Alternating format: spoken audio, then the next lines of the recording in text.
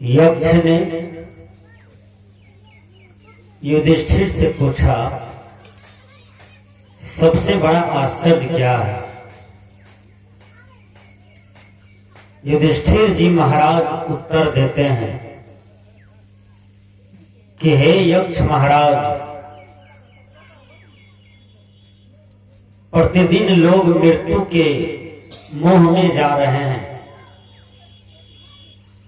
मृत्यु के निकट जा रहे हैं। जो बचे हुए लोग हैं वो सदैव जिंदा रहना चाहते हैं। यही सबसे बड़ा आश्चर्य है।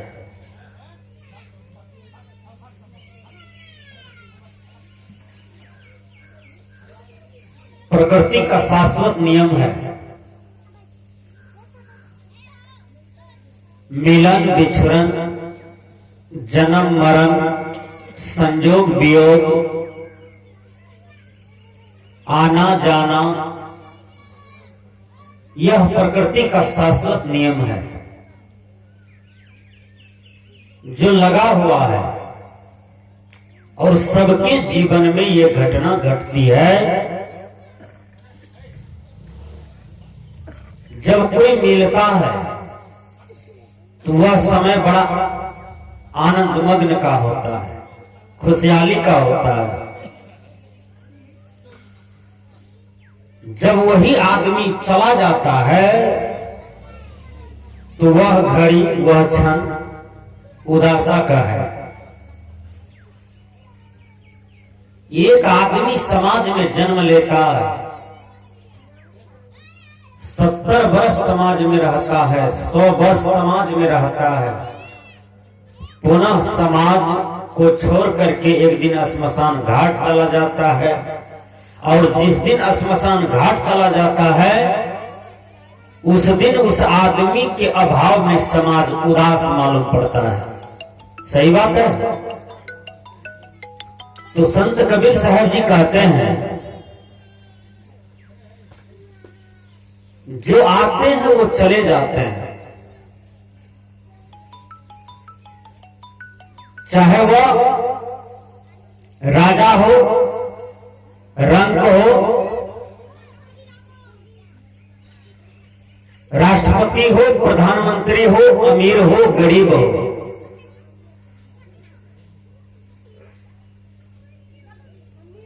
जाने के काल में कुछ साथ भी लेकर के जाएंगे, यह भी नहीं है।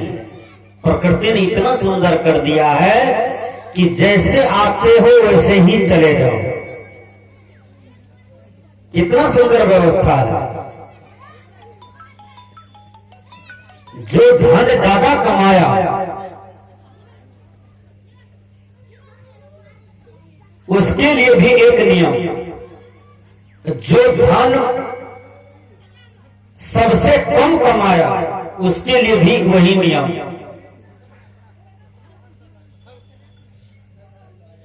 प्रकृति का एक नियम है सबके साथ।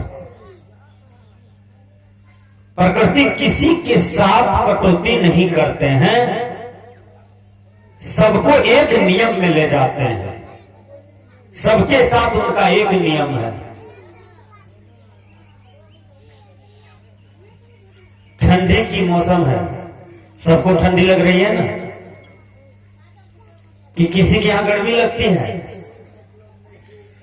गर्मी आती है तो गर्मी सबको लगता है। बारिश होती है तो बारिश सबके खेत में न होता है, सबके घर द्वार में न होता है। आंधी आती है तो हवा सबके यहां टकराता है। तो प्रकृति का एक नियम है। प्रकृति किसी के साथ दो नियम नहीं किया, एक नियम किया सबके साथ। चाहे वो किसी भी प्रकार की जीव क्यों न हो, मनुष्य हो, पशु हो, पक्षी हो, कीड़े हो, प्रकृति का नियम जो है वो बड़ी शाश्वत है, बड़ा सुंदर नियम है। अच्छा, कोई आदमी चाहता है कि हमारे यहां हमारी दादी मर जाए, दादा मर जाए, मेरे पिताजी मर जाए, मेरी मां मर जाए, कोई चाहते हैं? आप नहीं चाहते हैं, लेकिन प्रकृति का नियम है कि उसको मरना है, वो अपने नियम में लीन है। आप नहीं भी चाहते हैं तो फिर भी आपके मां का मौत, पिता का मौत, दादा का मौत, दादी की मौत हो जाता है, बिन पूछे हो जाता है, नहीं चाहने पर भी हो जाता है। तो प्रकृति का एक नियम है, वो सबके साथ लागू है। इसलिए हमने कहा कि यक्ष ने पूछा, हे युधिष्ठिर, सबसे बड़ा आश्चर्य क्या है? युधिष्ठिर जी महाराज बहुत सुंदर उत्तर दिया कि लोग मरते जा रहे हैं, जो बचे हुए लोग हैं वो सोचते हैं कि मैं सब दिन इसी देश में, इसी समाज में और ऐसा ही रहूंगा, अपनी मृत्यु का ख्याल नहीं आता है उनको। यही सबसे बड़ा आश्चर्य है। एक लड़का कॉन्वेंट से पढ़ करके घर आया, उसके दादाजी बहुत ज्ञानी थे। दादाजी पूछते हैं, बेटा तुम बहुत पढ़ते हो, लिखते हो, लेकिन एक बात बताओ। कहा क्या? कहा आश्चर्य क्या है? सबसे बड़ा आश्चर्य क्या है और आश्चर्य क्या है? दोनों प्रश्न में अंतर है। सबसे बड़ा वहां लगा हुआ है, यहां केवल लगा हुआ है आश्चर्य क्या है। तो दादाजी पूछते हैं कि आश्चर्य क्या है? कहा दादाजी मैं आश्चर्य बता देता हूं क्या है। कहा क्या है? कहा दो महिला मैदान कर रही थी और मैदान के वक्त में दोनों महिला गपशप भी कर रही थी। ये आश्चर्य है। माताएं लोग में एक दुर्गुण है, पेट की भात पचा लेती है, रोटी पचा लेती है, लेकिन बात नहीं पचा पाती है। इसलिए बड़ बोलते रहती है, हमेशा बोलते रहती है, बिन बोले उसको रही नहीं जाती है। ये आश्चर्य है। माताएं लोग में ये दुर्गुण है, ये कमी है। इसलिए कम बोले, धीरे बोले, अच्छा बोले, हितकर बोले, सत्य बोले, प्रिय बोले, और जितना कम हो बोले। जज साहब बोलते हैं, जो सबसे ऊंचे कुर्सी में बैठे हैं वो बोलते हैं वकील। दो वकील का बहस चलता है, वो सबसे ज्यादा बोलता है। क्या वकील जजमेंट देता है? जजमेंट देने वाला सबसे ऊंचा कुर्सी में बैठा है, जो एक शब्द में बोलता है और उसी की बात रह जाती है। इसलिए प्रत्येक आदमी जज बनने का प्रयास करें, घर में, समाज में, राष्ट्र में। जहां बोली की जरूरी पड़ जाए वहां जज जैसा बोलिए और वह वाणी का सब कोई कदर कर दे, तो आपका समाज में वजन बढ़ जाता है। देखिए, समाज में जब कोई झंझट होता है तो लोग पंचायत बैठाते हैं, पंचायत से हल करते हैं, लेकिन उसमें जो मरण होता है शिवानंद बाबू जैसा, वो एक शब्द में बोल देते हैं और पंचायती सब कोई मान लेता है और पंचायती का फैसला हो जाता है। तो वाणी को तोड़ करके बोले, संभल करके बोले, आपको कहीं झगड़ा नहीं होगा, कहीं झंझट नहीं होगा। एक एक आदमी को देखिए, हमेशा झगड़ा होता है, सबको दुश्मन की नजर से देखता है, और जहां भी जाता है, जहां भी बोलता है, जहां भी व्यवहार करता है, उसको वहां झंझट हो जाता है, झगड़ा हो जाता है। क्यों? क्योंकि बोलना नहीं जानता है। दो दो चार होता है, और दो हम 6 बोल देंगे तो सब जगह झगड़ा होगा। होगा कि नहीं? दो दो आठ बोल दें तो सब जगह झगड़ा होगा ना। और कोई समझाने का भी प्रयास करता है कि दो दो चार होता है तो मान लो, तो आप जिद धरते हैं कि नहीं दो दो आठ होता है, हम नहीं मानेंगे। इसलिए झगड़ा लगा हुआ है समाज में, राष्ट्र में। यदि आप सत्य बोलते हैं तो कहीं आपको झंझट नहीं होगा। प्रिय से बोलिए, स्थिर से बोलिए, समझा के बोलिए, तौल के बोलिए, कहीं झंझट नहीं होगा। मैं बता देता हूं आदमी को कैसे बोलना चाहिए। एक भीख मंगनी से शिक्षा लेनी चाहिए। जो गांव नगर में भीख मांगने के लिए भीख मंगनी आती है, भीख मंगे लोग आते हैं, भीख मंगे कहते हैं माई जी थोड़ा सा भिक्षा दे दो, चावल लेता हूं, चावल दे दो। आपको माई कहते हैं, माता जी कहते हैं, आपको दया आता है। क्या आप उसके मां हैं? माता किसको कहते हैं? क्या आप उनके बाप के बहू हैं? क्या आप उनके बाप की औरत हैं? उसी को माता कहा जाता है। लेकिन नहीं, शब्द को सजा के बोलते हैं, संभाल के बोलते हैं, बढ़िया से अध्ययन करके बोलते हैं। इसलिए उसको भीख मिल जाता है। वही भीख मंगनी कह दे कि मेरे बाप के बहू को मुझे चावल दो, बोलिए कितने आदमी उसको भीख दे सकते हैं? मिलेगा भीख? और वही भीख मंगनी, वही भीख मंगा कहते हैं कि मुझे चावल दो, मैं भीख मांगता हूं, भिक्षाटन करता हूं माई, माता जी।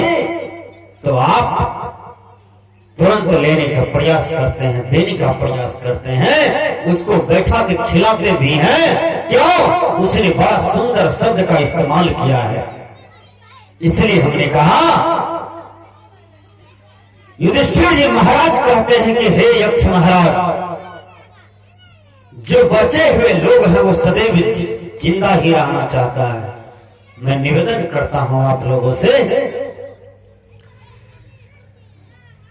मां के गर्भ में आप थे। सोचिए, एक बीत का बच्चा मां के पेट में रहता है, और जब मां के पेट में आप एक दिन का थे, उस दिन आप कितना बड़ा थे? ध्यान दीजिए, आपका उम्र मात्र एक दिन का था, मां के पेट में थे। आप कितना बड़ा थे उस समय?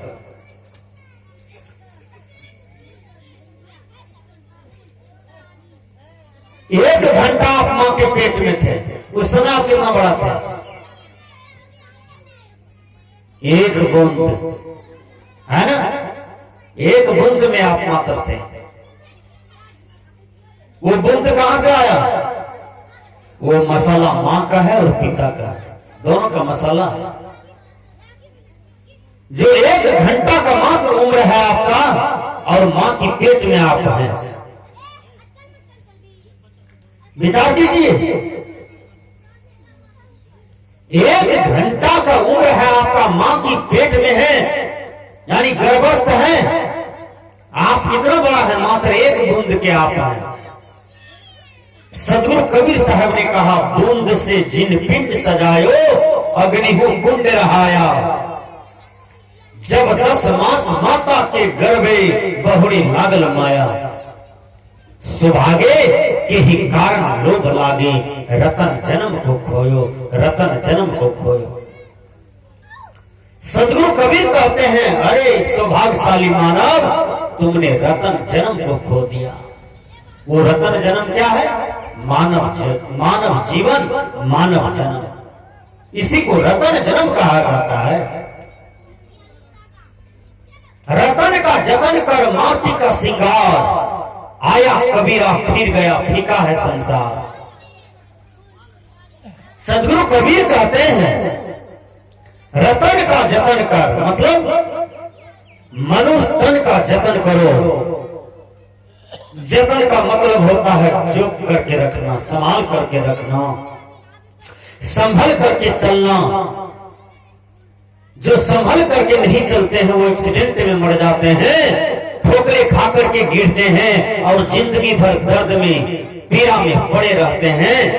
जो संभल करके चलते हैं, आगे पीछे आकाश पताल पूरब पश्चिम उत्तर दक्षिण, जिसकी सावधानी ठीक है संसार में उसे कोई ठोकर नहीं दे सकता है और उसका जीवन संभला हुआ है। सदगुरु कबीर कहते हैं रतन का जतन कर माटी का श्रृंगार। ये शरीर जो है माटी का श्रृंगार है। शरीर मट्टी का है, शरीर पंचभौतिक है, 5 तत्व से निर्मित है। इसलिए संत महापुरुष बहुत सुंदर चित्रण करते हैं। माटी का पुतला माटी में मिल जाएगा, मन मेरा कहना नहीं तो पछताएगा। माटी का खिलौना माटी में मिल जाएगा, माटी का खिलौना माटी में मिल जाएगा। ऐ संसार के लोगों, यह शरीर मिट्टी का खिलौना है और फिर यह शरीर मिट्टी में ही मिल जाती है। किस तरह से? जैसे रात भर में नटवा अपना रोल अदा करता है। पूरे संसार के लोग कहते हैं कि यह नटवा का रोल बड़ी सुंदर रहा। उसी प्रकार आपका रोल अच्छा होना चाहिए। ये संसार में आप 70 वर्ष जीवन जीते हैं, आपका रोल डुप्लीकेट ना हो, आपका रोल असली रोल हो। इतना सुंदर रोल आप इस संसार में ले ताकि आप इस संसार को भी छोड़ करके जाएंगे। आपके जाने के बाद ये दुनिया आपको याद करे, ये समाज राष्ट्र आपको याद करे, घर परिवार भी आपके लिए याद करे और आपकी जयंती को मनाए। माटी के खिलौना माटी में मिल जाएगा। बच्चे लोग खेल खेलते हैं, ध्यान से सुनिए। कौन सी का खेलते हैं? मट्टी का खिलौना खेलते हैं। देखें, मट्टी का कन्या बनाता है, मट्टी का दुल्हा बनाता है, मिट्टी का कपड़ा बनाता है, मिट्टी का सिंदूर बनाता है, मिट्टी का बाराती बनाता है, मिट्टी का सनेश तैयारी करता है। बच्चा सब ब्याह शादी करवा देता है। जब घर जाने लगता है, मन उचट जाता है बच्चा का, तो सब खेल को उजाड़ पुजार करके लाख से 2 लाख 2 हाथ दे करके उजाड़ पुजार देता है और घर चल देता है। उसी प्रकार ये शरीर है भैया, उसी प्रकार आपका जीवन है। माटी का खिलौना माटी में मिल जाएगा। सदगुरु कबीर कहते हैं मान मेरा कहना, मतलब संतों की कहना मानो, गुरु की कहना मानो, विवेकी जन का कहना मानो, हंस जन की कहना मानो। वो क्या है? मान मेरा कहना नहीं तो पछताएगा। सदगुरु कबीर साहब जी कहते हैं कि मेरी कहना मानो नहीं तो पछताओगे। कहा बाबा आपका कहना मान लेंगे तो क्या मिलेगा? आप क्या कहना चाहते हैं? तो सदगुरु कबीर साहब जी क्या कहते हैं? सकलो दुर्मति दूर करो। ध्यान से सुनिए। अच्छा जन्म बनाओ, काग गमन गति छाड़ी के हंस गमन चली आओ। सदगुरु कबीर कहते हैं कि मैं तुमको कहता हूं कि अपने जीवन को, जन्म को अच्छा बनाओ। देखिए कितना सुंदर बात है। सकलो दुर्मति दूर करो, अच्छा जन्म बनाओ। अनादि काल से जो तुम्हारे जीवन में दुर्मति है, अब तक दुर्मति है, उस सारे दुर्मति का त्याग करो। दुर्मति का मतलब गलत मति। आज गलत मति वाले इस धरती पर 95% है। गलत मति वाले कैसे? सुबह सुबह जगते हैं, लोगों को राम राम बोलना चाहिए, नहीं जानते हैं राम राम बोलना तो माँ बाप का नाम लेना चाहिए। माँ बाप भी नहीं कहना जानते हैं तो कम से कम भगवान भगवान बोलिए। सुबह जगे हैं गाली देना शुरू कर दिए, पड़ोसिया को झोटा झांकी करना शुरू कर दिए, बैठे हैं आग के पास 2 घंटा तक दूसरे का शिकायत किए, अब फिर चद्दर झाड़ के घर चल दिए। यही जीवन है क्या? विचार कीजिए। दुनिया में वो आदमी अपने जीवन को बर्बाद करते हैं जो दूसरे का शिकायत में हमेशा लगे रहते हैं, दूसरे का दोष दुर्गुण देखने में लगे रहते हैं। सदगुरु कबीर कहते हैं सकलो दुर्मति दूर करो, अच्छा जन्म बनाओ।